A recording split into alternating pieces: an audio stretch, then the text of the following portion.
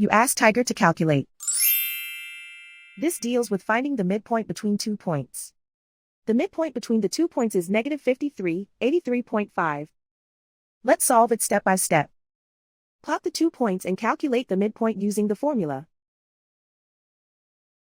The coordinates of point 1 are, x1 equals -14, y1 equals 82. The coordinates of point 2 are, x2 equals -92, y2 equals 85. PM represents the midpoint of the 2 points.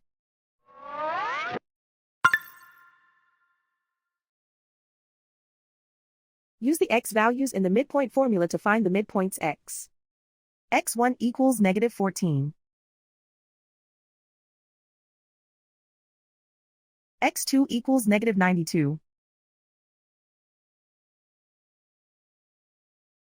Simplify the arithmetic.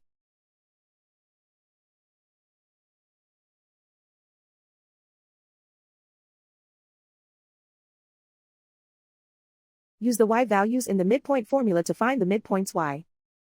y1 equals 82.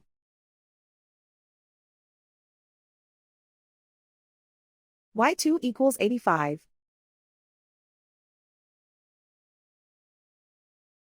Simplify the arithmetic.